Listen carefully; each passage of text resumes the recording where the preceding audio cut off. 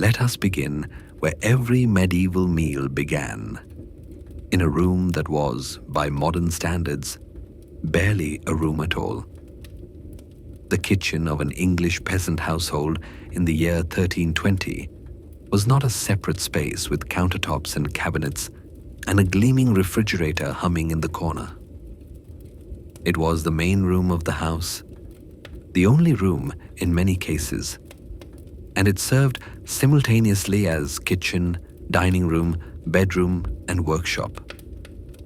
In the center of this room, or against one wall, if the house was slightly more advanced, was the hearth. This was not a fireplace with a chimney. Chimneys were a luxury that would not become common in peasant homes for another 200 years. This was an open fire, burning on a flat stone or a slightly raised platform of packed clay, directly on the floor of the house. The smoke from this fire had no chimney to escape through.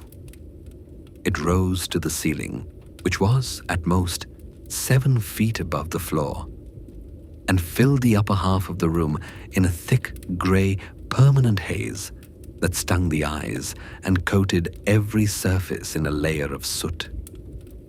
The fire burned continuously. It was never allowed to go out if it could be helped, because relighting it with flint and steel was a frustrating, time-consuming process that no one wanted to perform more often than necessary. The fuel was wood, gathered from the hedgerows and the edges of the Lord's forest, because the forest itself was the Lord's property, and taking wood from it without permission was a punishable offense. Above the fire, suspended from a chain or an iron hook driven into the central roof beam, hung a single iron pot. This pot was the most valuable object in the household after the plough.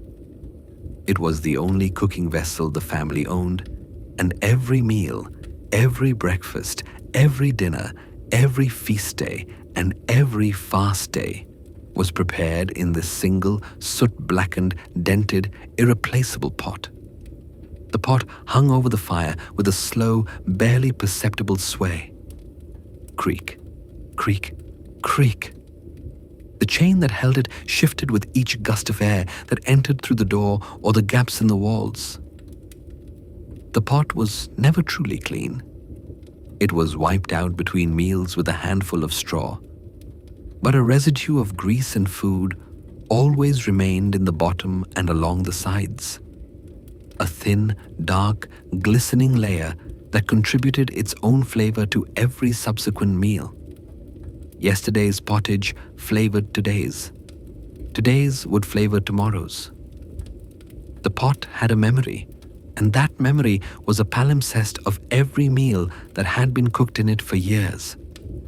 Before any cooking could begin, water had to be fetched. The nearest source was typically a well or a stream, located anywhere from 50 to several hundred yards from the house.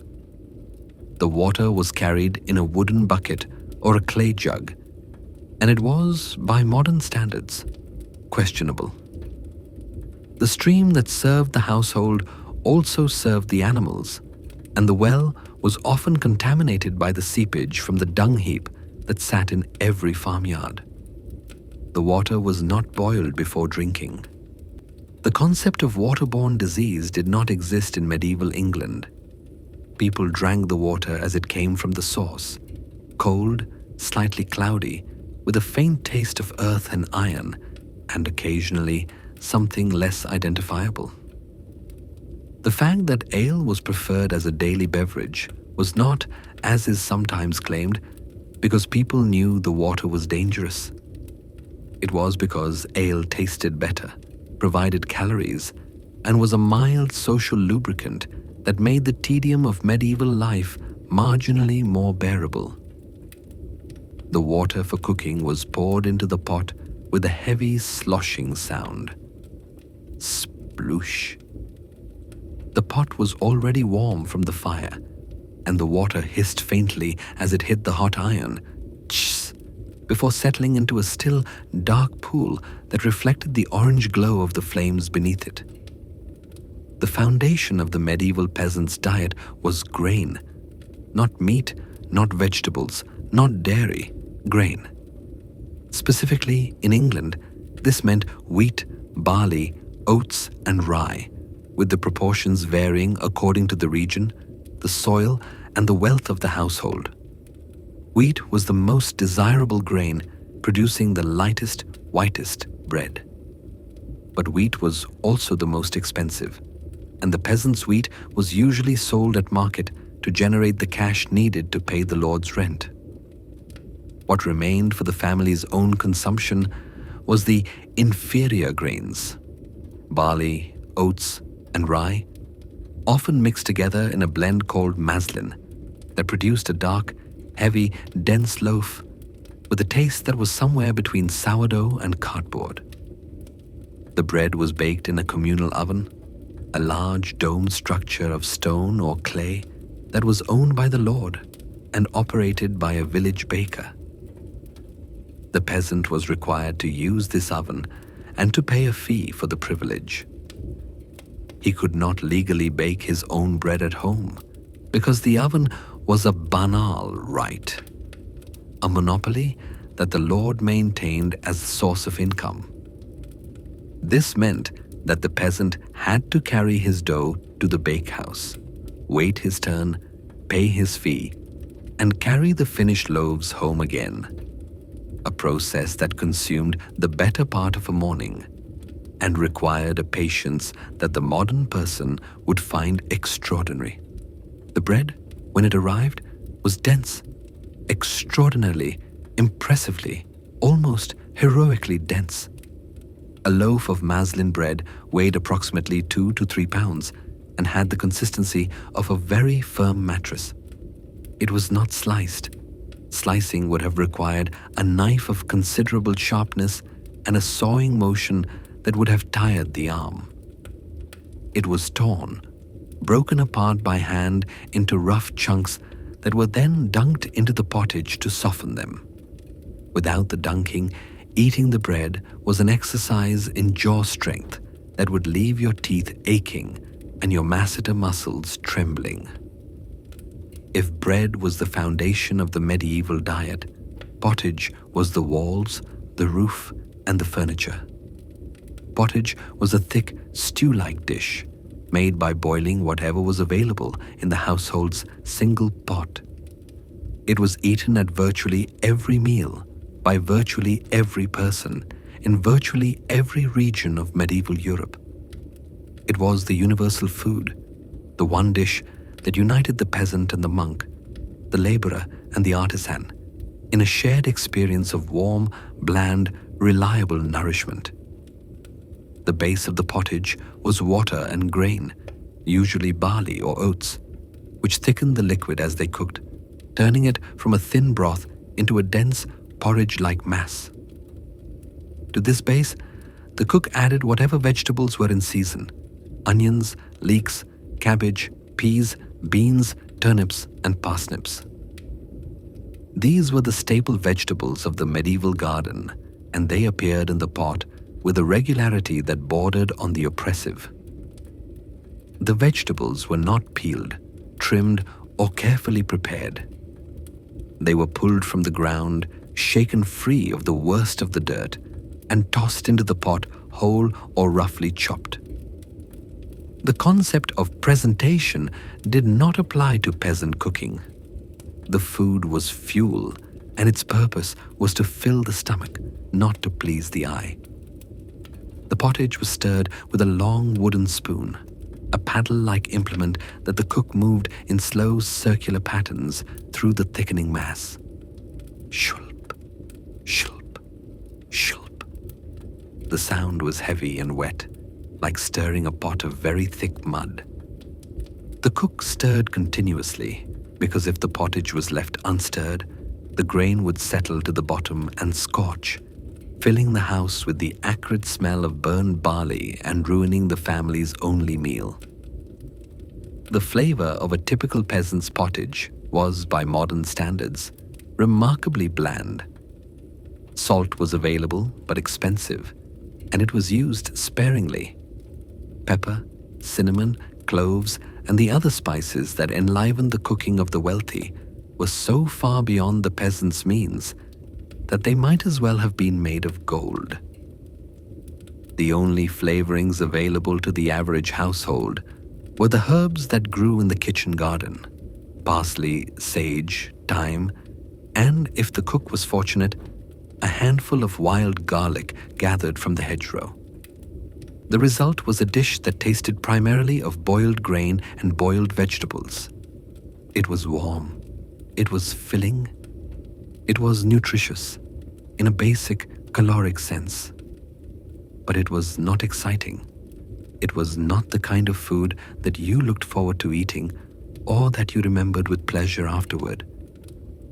It was the kind of food that you ate because it was there, because it was hot, and because the alternative was nothing. Imagine sitting down to a bowl of unseasoned, overcooked oatmeal mixed with boiled cabbage and leeks. Now imagine eating that same bowl every day, twice a day, for your entire life. That was pottage. And yet, it kept millions of people alive through centuries of cold winters, failed harvests, and grinding poverty. It was not delicious, but it was dependable. And in the medieval world, dependability was worth more than flavor. In many households, the pottage was a perpetual dish, a pot that was never fully emptied, never fully cleaned, and never allowed to cool. Each day, new ingredients were added to the remains of the previous day's meal: a handful of barley, a few peas, an onion, a splash of water.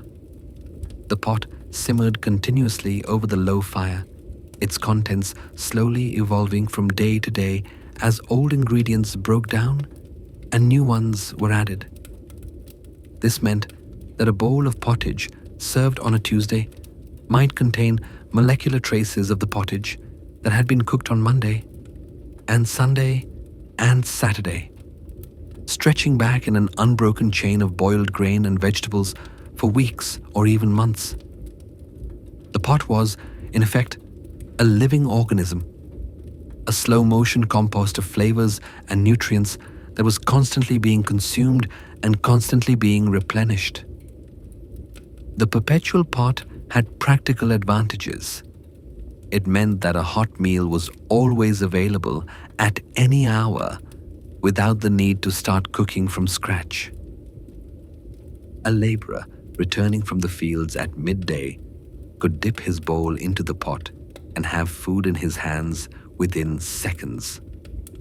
A child could be fed at any time without waiting for a formal meal to be prepared. The pot was the medieval equivalent of a slow cooker that was never turned off. It also meant that the pottage had a depth of flavor that was, in its own way, remarkable.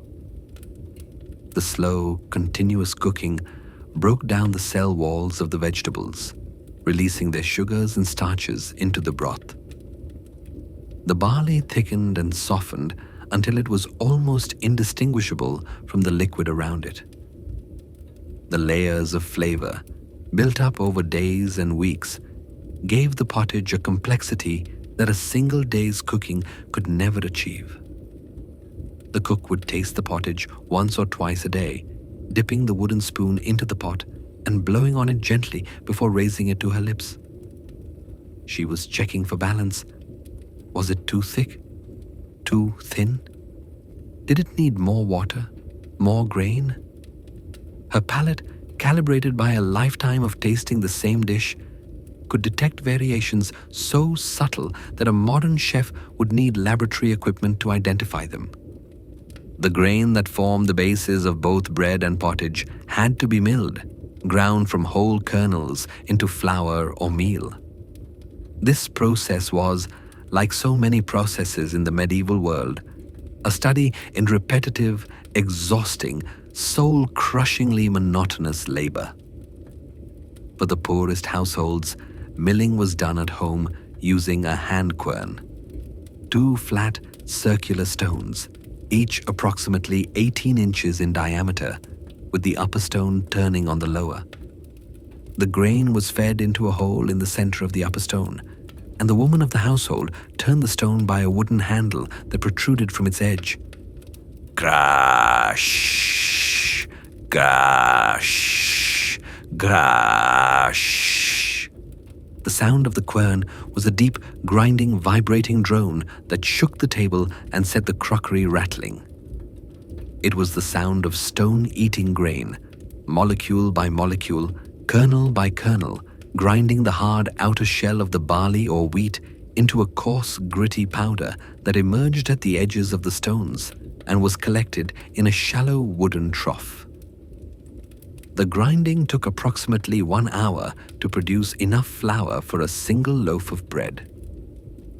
1 hour of continuous, arm-aching circular motion repeated every day or every other day for the entire life of the household.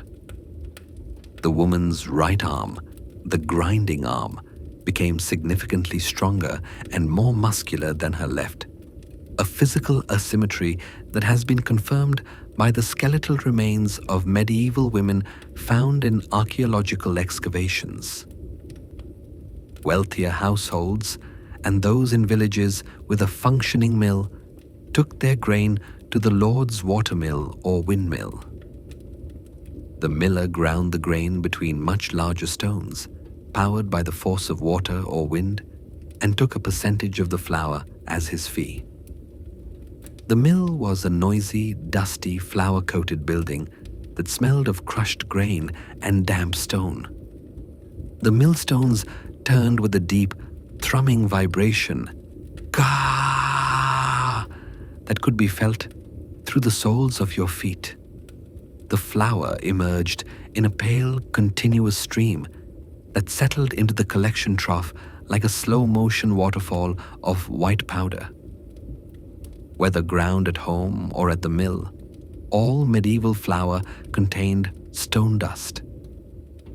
This was an unavoidable consequence of the grinding process.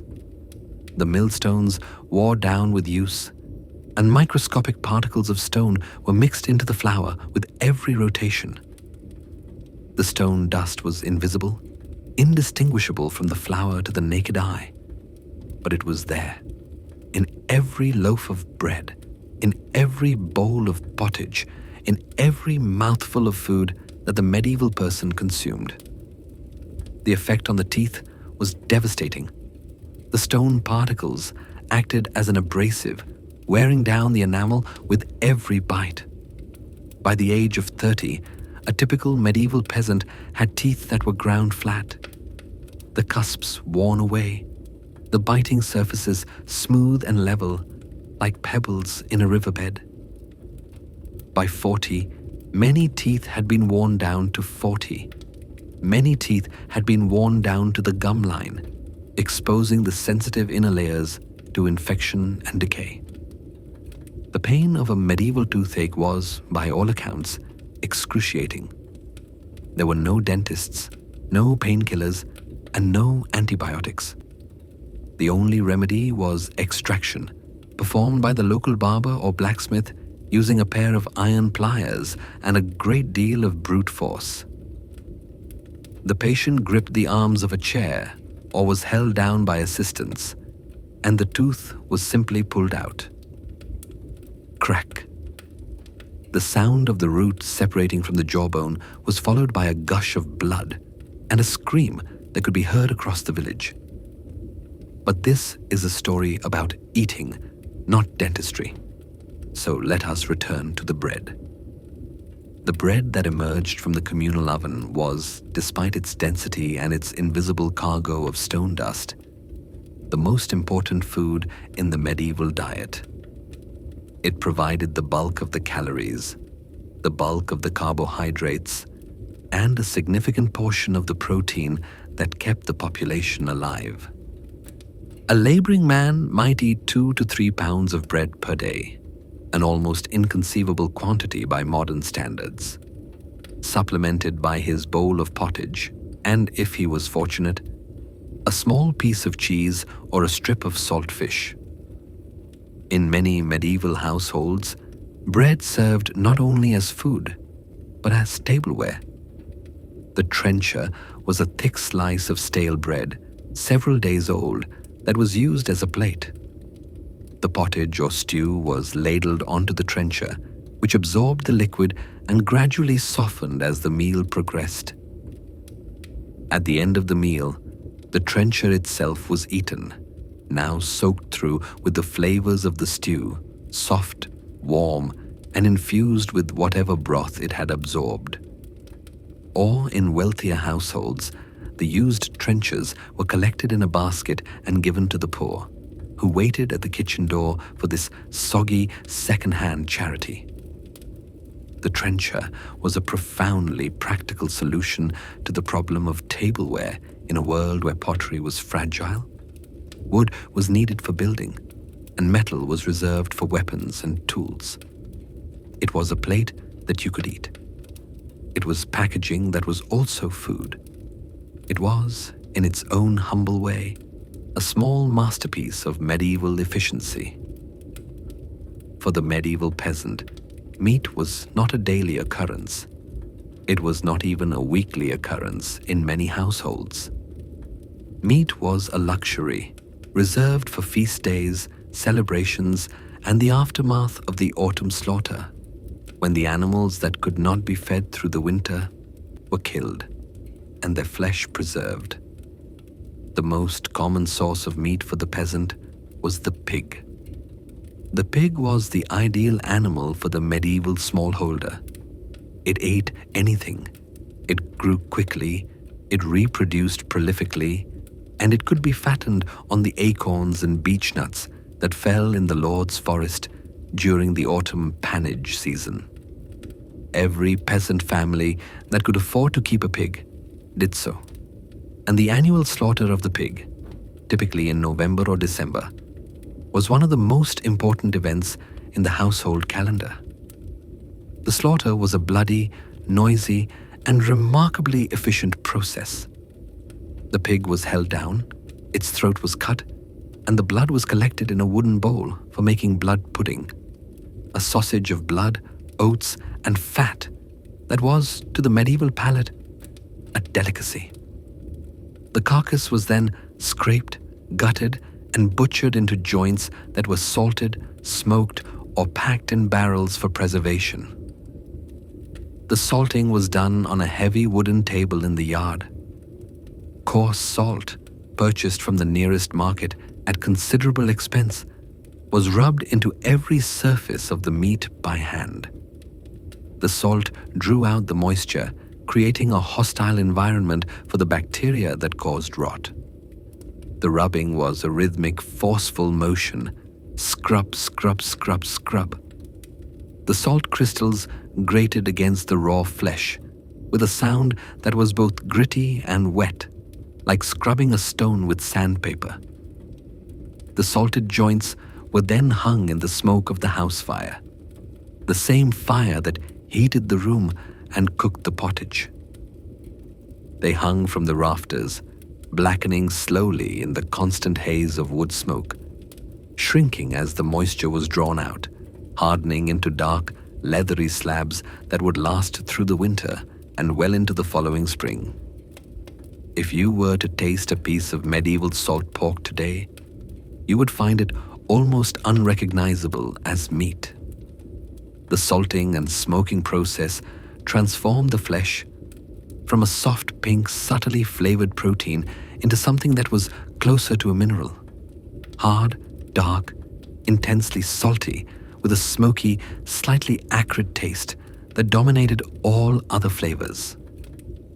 To eat the salt pork, it had to be soaked in water for several hours, sometimes overnight, to draw out the excess salt. Even after soaking, the meat remained firm and chewy, with a texture that required sustained, vigorous mastication. The fibers had been contracted by the salt, making the meat dense and compact. Each bite was a small workout for the jaw.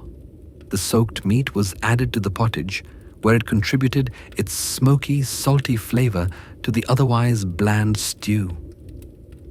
A single piece of salt pork, no larger than a man's fist, could flavor an entire pot of pottage for a family of 6. The meat itself, after hours of simmering, became soft enough to tear apart with the fingers, and it was distributed in small, carefully rationed portions, each person receiving a morsel or two, never a generous slice. This rationing was not stinginess, it was survival. The salted pig had to last from November to May, 6 months of meals from a single animal. Every piece was precious, every morsel was accounted for, and the dwindling of the supply as winter turned to spring was watched with an anxiety that the modern person, surrounded by supermarkets and refrigerators, can barely imagine. The forests of medieval England were filled with game. Deer, wild boar, hares, and game birds of every description.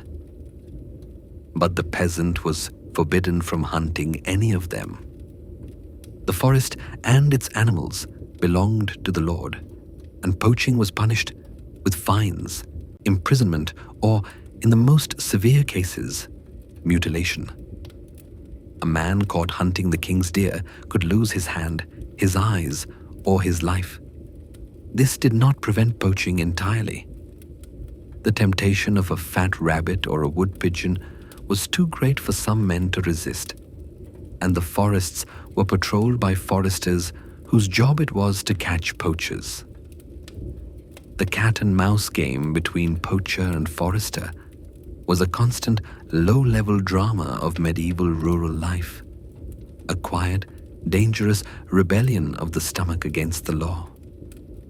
The rabbit, in particular, was a target of opportunity. Rabbits were plentiful, relatively easy to catch with snares or ferrets, and small enough to be concealed under a cloak on the walk home. A poached rabbit, skinned and jointed and added to the pottage, was a rare treat, a burst of fresh, gamey flavor in the monotonous procession of barley and cabbage that constituted the normal diet. The rabbit was prepared simply, jointed with a knife, tossed into the pot, and simmered until the meat fell from the bones. The bones themselves were left in the pottage, where they continued to release their marrow and their flavor for hours. The broth turned a rich, golden brown, and the aroma of fresh meat, of herbs, of something wild and forbidden, filled the house with a scent that was, for the medieval peasant, the smell of luxury itself. The medieval cow produced significantly less milk than its modern descendant. A typical medieval cow, subsisting on a diet of grass, hay, and whatever else she could forage, yielded approximately 1 to 2 gallons of milk per day, less than a quarter of what a modern dairy cow produces. This milk was not drunk fresh, except by small children and the sick. For the rest of the population, fresh milk was too valuable to consume as a beverage. It was converted into butter and cheese, products that lasted longer, traveled better, and packed more calories into a smaller volume. The milking was done twice a day, morning and evening, by the women of the household. The sound of milking was a steady, rhythmic squirt, squirt, squirt, as the milk hit the bottom of a wooden pail. The rhythm was hypnotic and unchanging, a liquid metronome that accompanied the dawn and the dusk of every day from April to October, when the cows were in milk. The fresh milk was carried to the dairy, a small, cool room, often partially underground, where the temperature remained relatively constant throughout the year. The milk was poured into wide, shallow wooden bowls called settling pans and left undisturbed for 12 to 24 hours. During this time, the cream rose slowly to the surface, forming a thick, yellowish layer that could be skimmed off with a flat wooden spatula. The skimming was a delicate operation. The spatula slid across the surface of the milk with a soft, liquid whisper, shh, lifting the cream in a smooth, unbroken sheet. The cream was converted into butter using a churn, a tall, narrow wooden vessel with a plunger that the operator pumped up and down. The churning was monotonous in a way that almost defies description. The plunger was lifted and dropped, lifted and dropped, lifted and dropped in a steady, vertical motion that could continue for 30 minutes to an hour before the cream broke and the butter began to form. Schlop, schlop, schlop, schlop. The sound of the churn was heavy, wet, and rhythmic, a slow, steady percussion that filled the dairy with a thick, creamy soundtrack. The cream splashed and gurgled inside the churn, its texture gradually changing from a smooth, pourable liquid to a thick, lumpy mass as the fat globules collided and merged. The moment of breaking was sudden. After perhaps 40 minutes of steady churning, schlop, schlop, schlop, the resistance of the plunger would suddenly change. The cream would separate into two distinct substances: butter, a pale yellow mass of solid fat, and buttermilk, a thin, sour, white liquid. The churner could feel the change in her arms. The plunger suddenly moved more freely. The slopping sound became lighter, and small golden flecks of butter appeared on the surface of the buttermilk. The butter was gathered from the churn, placed in a wooden bowl, and worked with a pair of flat paddles to squeeze out the remaining buttermilk. Slap, slap, slap. The paddles hit the butter with a firm, rhythmic motion, pressing and folding until the butter was a smooth, dense, golden mass that could be shaped into a block and wrapped in a damp cloth for storage. The buttermilk was not wasted. It was a drink, a cooking ingredient, and a leavening agent for bread. Its sour, tangy flavor was an acquired taste, sharp and acidic, with a thin, almost watery texture that left a slightly unpleasant coating on the tongue.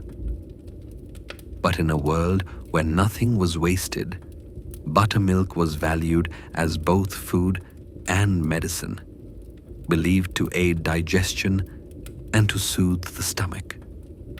The skimmed milk, what remained after the cream had been removed, was used to make cheese. Medieval peasant cheese was not the rich, complex, cave-aged product of a modern artisan dairy. It was a simple, hard, white cheese with a taste that was mildly sour and a texture that ranged from rubbery to rock-hard, depending on its age. The cheese-making process began with the addition of rennet, an enzyme extracted from the stomach lining of a calf, to the warm, skimmed milk. The rennet caused the milk to coagulate, separating into curds, solid, and whey, liquid. The curds were cut into small pieces using a flat knife, stirred gently to release more whey, and then scooped into a woven basket or a wooden mold, where they were pressed into a solid mass. The pressing was done with a heavy stone or a weighted wooden lid. The whey drained out slowly, seeping through the holes in the basket or the cracks in the mold, and dripping into a collecting bowl with a steady, musical plink, plink, plink.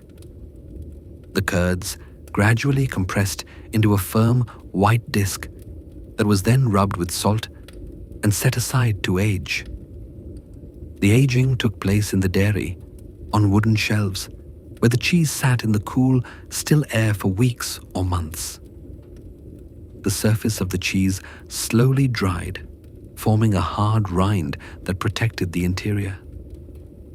The taste deepened over time, developing from a mild, fresh blandness into a sharper, more complex flavor that was, at its best, pleasantly tangy and, at its worst, aggressively sour. Cheese was an essential part of the medieval diet. It was portable, it lasted for months without refrigeration, and it provided a concentrated source of protein and fat. A laborer might carry a piece of cheese and a chunk of bread as his midday meal, eating them in the field between bouts of ploughing or harvesting. The cheese was cut with a small knife and eaten in thin slices, each one chewed slowly to extract the maximum flavor from the dense, dry curd. The medieval calendar was punctuated by an extraordinary number of fast days. Days on which the consumption of meat, eggs, and dairy products was forbidden by the church. These included every Friday, every Saturday in some traditions, the 40 days of Lent, the vigils of major saints' days, and the ember days that marked the beginning of each season. In total, approximately 1/3 to 1/2 of the days in the medieval year were fast days, a staggering proportion that meant the average person spent nearly half their life eating a restricted diet. On fast days, the primary source of protein was fish. The church had determined that fish, being cold-blooded creatures that lived in water, were not flesh in the same sense as the warm-blooded animals of the land. This theological distinction, which would strike a modern nutritionist as arbitrary, had a profound effect on the medieval diet and on the medieval economy. Fish was not merely food, it was a religious obligation. For the inland peasant, far from the coast and its fresh catches, fish meant salt fish. Specifically, it meant salt cod or salt herring, fish that had been caught in the North Sea or the Atlantic, gutted, split open, heavily salted, and dried in the cold northern wind until they were as hard as wooden boards. A piece of dried salt fish, held in the hand, felt and weighed like a piece of thin plywood. It was stiff, leathery, and yellowish-gray in color. It had a smell that was distinctive and, to the unaccustomed nose, powerful, a concentrated essence of the sea, of salt, and of something faintly rotten that was not, in fact, rot, but the enzymatic breakdown of the fish protein during the drying process. Before it could be eaten, the salt fish had to be soaked in water for at least 12 hours, and preferably 24. The fish was placed in a wooden bucket of cold water and left to sit. The water changed 2 or 3 times as it absorbed the salt. Slowly, over the course of a day, the fish rehydrated. It swelled, softened, and turned from a stiff board into something that was recognizably, if not appetizingly, a piece of fish. The rehydrated fish was then added to the pottage or cooked separately over the fire. It was boiled, usually in plain water, with perhaps a handful of herbs for flavor. The result was a piece of fish that was edible, if not exciting, soft, slightly salty, with a texture that was fibrous and a flavor that was dominated by the residual salt. On fast days, the pottage was made without any animal fat or dairy. The broth was thinner, less rich, and less satisfying. The fish provided protein, but not the warmth and the substance that a piece of salt pork would have offered. The fast day meal was, by design, a lesser meal, a reminder of sacrifice, of discipline, of the Christian duty to deny the appetites of the flesh in favor of the nourishment of the soul. In the marshlands and river valleys of medieval England, the eel was a dietary staple. Eels were plentiful, easy to catch, and remarkably versatile. They could be eaten fresh, smoked, salted, or dried. They could be baked in a pie, stewed in a broth, or simply roasted over an open fire on a stick. The catching of eels was done with woven wicker traps that were placed in rivers and streams. The traps were checked each morning, the eels removed and placed in a wooden barrel of water to keep them alive until they were needed. The eels writhed and coiled in the barrel with a slow, sinuous, deeply unsettling motion that looked like a pot of living spaghetti. Preparing an eel was a skill. The skin was tough and slimy, and it had to be removed before cooking.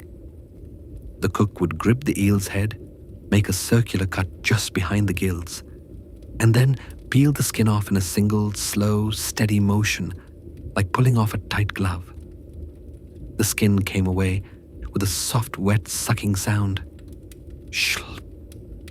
The revealed flesh was pale, translucent, and glistening with a natural oil that made it excellent for roasting. Eel was one of the few medieval foods that was genuinely delicious. The flesh was rich, oily, and flavorful, with a taste that was somewhere between fish and chicken. When roasted over a fire, the fat sizzled and spat, the skin crisped to a golden brown, and the aroma, rich, smoky, and savory, was one of the few kitchen smells in the medieval world that would not be out of place in a modern restaurant. Ale was not merely a beverage in medieval England. It was a food group. It provided a significant portion of the daily caloric intake, perhaps 10 to 20%, and it was consumed in quantities that would alarm a modern physician. A working man might drink a gallon of ale per day. A gallon per day, every day. The ale was brewed at home, usually by the women of the household, using a process that was simple in principle but demanding in practice. The base ingredient was malt, barley that had been soaked in water until it began to germinate, and then dried in a kiln to stop the germination. The malting process converted the starches in the grain into sugars, which would later be fermented by yeast into alcohol. The malt was crushed with a wooden mallet, thump, thump, thump, and mixed with hot water in a large wooden tub. This mixture, called the mash, was stirred vigorously and left to steep for several hours. The hot water extracted the sugars from the malt, producing a sweet brown liquid called wort. The wort was then drained off, poured into a fermenting vessel, and left for yeast to work its quiet, invisible magic. The fermentation took approximately 3 to 5 days. During this time, the yeast consumed the sugars in the wort and produced alcohol and carbon dioxide. The fermenting liquid bubbled gently. Plop, blop, blop. The sound was soft, irregular, and strangely soothing, a slow, aquatic percussion that accompanied the transformation of sweet brown water into something that was, if not exactly intoxicating, at least mildly cheerful.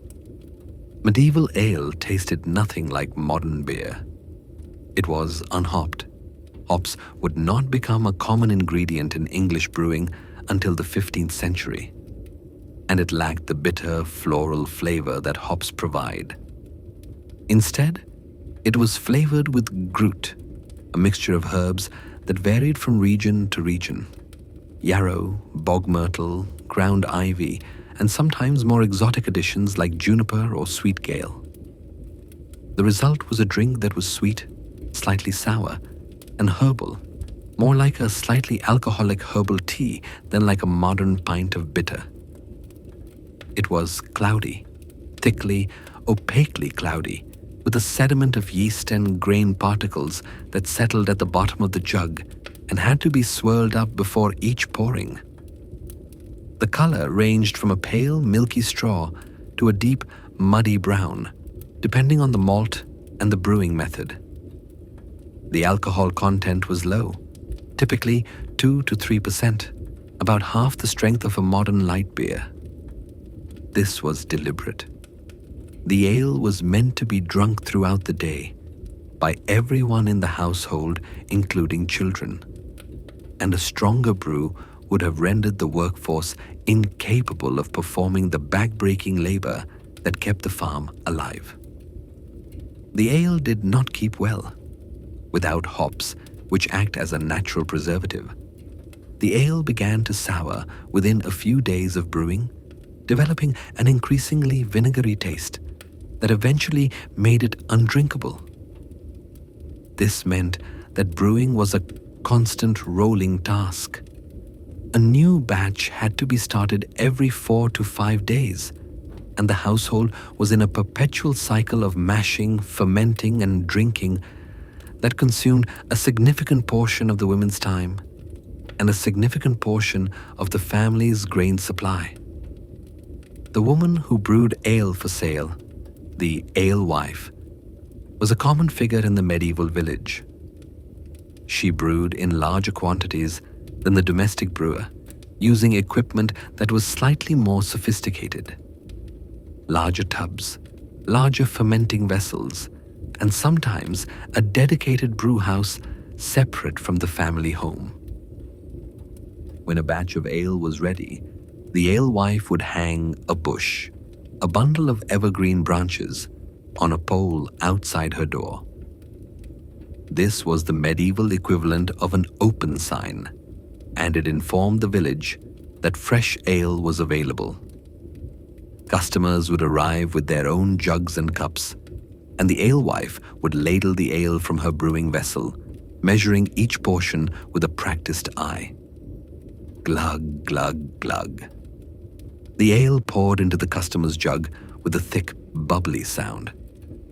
The transaction was quick and informal.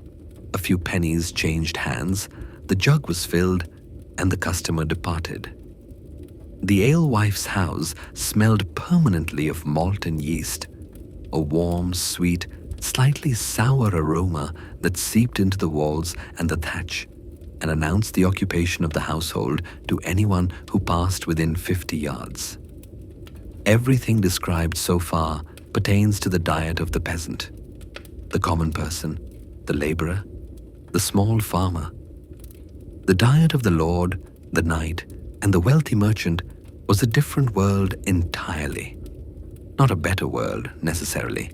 The rich suffered their own dietary problems, but a more varied, more colorful, and infinitely more theatrical world. The lord ate in the great hall, a large, high-ceilinged room in the manor house or castle, with a raised platform at one end, the dais, where the lord and his most important guests sat at the high table. The rest of the household ate at long trestle tables arranged down the length of the hall.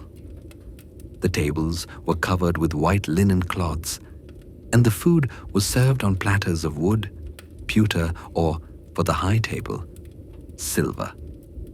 A feast in the great hall was a spectacle of organized abundance. The food arrived in a procession of courses, each one carried from the kitchen by servants who walked in a line, their platters held high, the steam rising from the dishes in fragrant curling wisps. The hall was filled with the noise of conversation, the clatter of knives on platters, the sloshing of wine and ale, and the occasional bark of one of the hunting dogs that lay beneath the tables, waiting for scraps.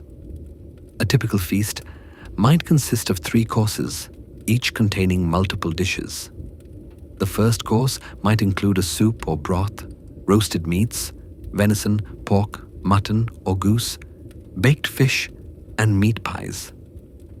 The second course might include more roasted meats, stewed vegetables, and savory pastries filled with spiced meat or cheese. The third course, the dessert, though that word did not yet exist, might include fruits, nuts, wafers, and spiced wine. The quantity was staggering. A single feast for a lord and his household might consume dozens of animals, hundreds of eggs, barrels of wine and ale, and sacks of flour for the bread and pies. The leftover food, and there was always a great deal of it, was distributed to the poor. who gathered at the kitchen door and waited with the same patient, hungry expectation that they brought to every other aspect of their lives. The most dramatic difference between the Lord's table and the peasant's pot was the use of spices. The wealthy had access to a range of exotic flavorings that had traveled thousands of miles from their origins in the East. Pepper from India, cinnamon from Sri Lanka, cloves from the Moluccas, nutmeg from Banda, ginger from China, saffron from Persia. These spices were astonishingly expensive. A pound of saffron could cost as much as a horse. A handful of pepper was worth more than a laborer's monthly wages. The spices were stored in locked chests, guarded as carefully as gold, and dispensed by the lady of the household in pinches and fractions of pinches that were measured with the precision of a jeweler weighing diamonds. The spiced dishes of the medieval feast bore little resemblance to modern cooking. The flavors were bold, complex, and, to the modern palate, sometimes bizarre. A typical meat dish might be seasoned with a combination of cinnamon, ginger, pepper, cloves, and sugar, creating a sweet savory flavor profile that is closer to Indian or Middle Eastern cuisine than to the roast and gravy tradition of later English cooking. The purpose of the spices was not merely to flavor the food. It was to demonstrate wealth. The more exotic the spice, the more expensive it was, and the more clearly it announced the status of the host. A heavily spiced dish was not just a meal. It was a statement of power, a declaration that the Lord could afford to season his dinner with substances that had crossed oceans and continents to reach his table. The medieval diet was not constant throughout the year. It followed the seasons with a rhythm that was as predictable as the sunrise and as inescapable as the weather. Each season brought its own foods, its own flavors, and its own particular form of dietary monotony. Spring was the hardest season. The preserved food of the previous autumn, the salt pork, the dried fish, the stored cheese, was running low or had been exhausted entirely. The new season's crops had not yet grown. The cows were pregnant and dry, producing no milk. The hens had only just begun to lay again after the winter pause. This period, from approximately March to May, was known as the Hungry Gap, and it was the most dangerous time of the year for the medieval peasant. During the Hungry Gap, the diet shrank to its bare minimum: bread, pottage made with dried peas and beans, and whatever wild plants could be gathered from the hedgerows and the fields. Nettles, dandelion leaves, wild garlic and sorrel were all added to the pot, not for flavor, but for survival. The pottage became thinner, more watery, less nourishing. The bread became darker, supplemented with ground acorns or ground peas when the grain supply ran low. The hunger was real, not the mild, manageable hunger of a modern person who has skipped lunch, but a deep, persistent, gnawing hunger that occupied the mind and weakened the body.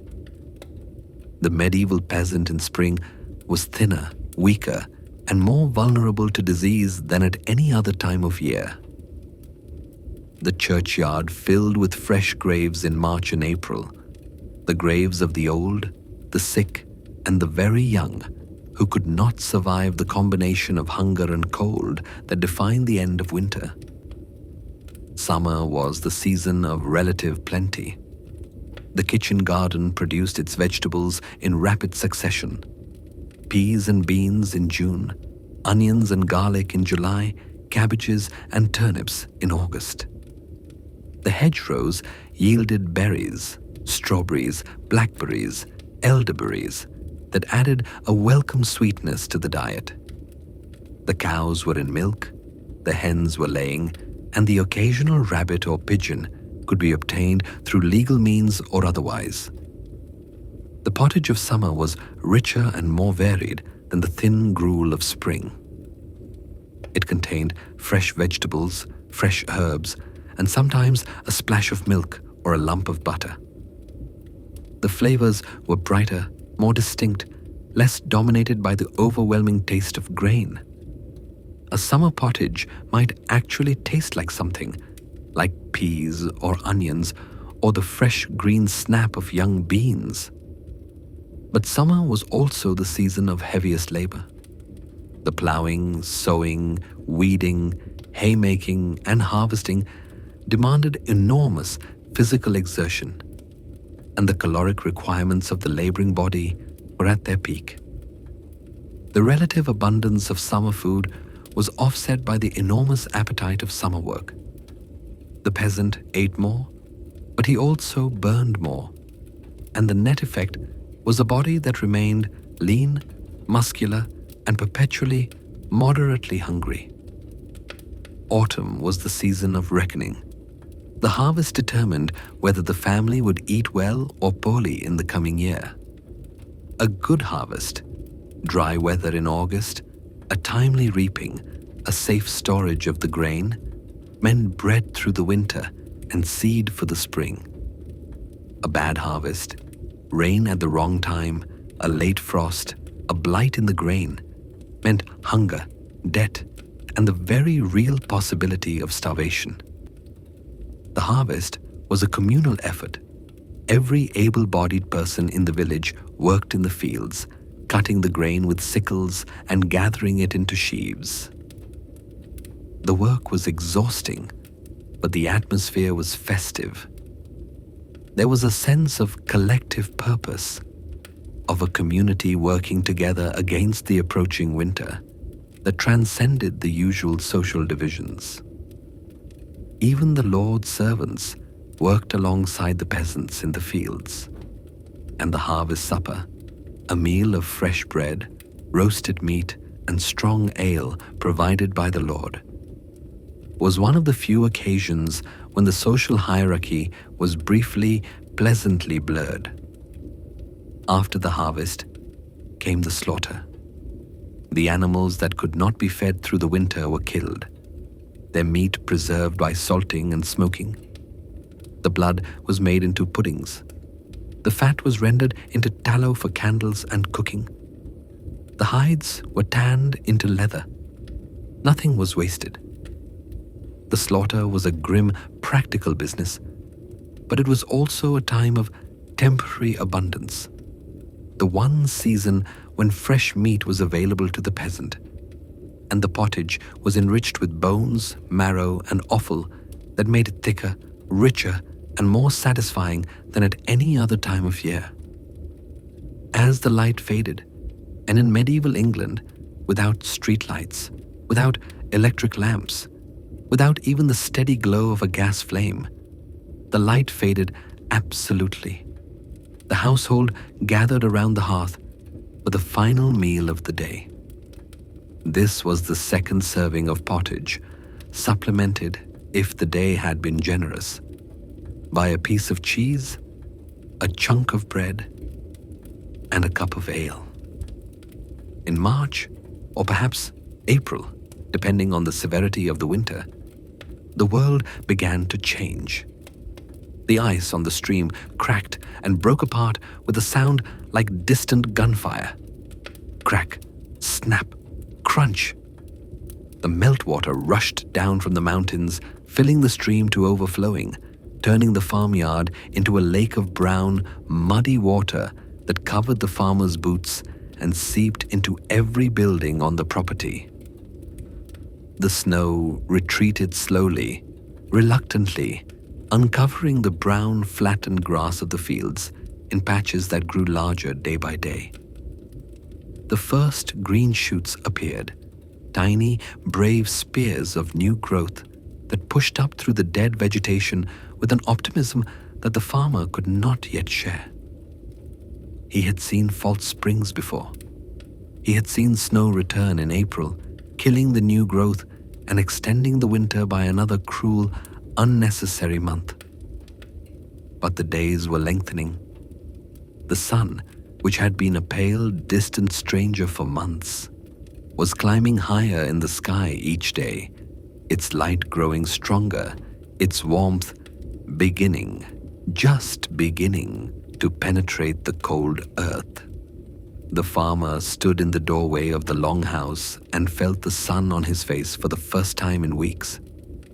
It was a sensation so welcome, so profoundly physical, that it might have moved him to tears if he had been the kind of man who cried.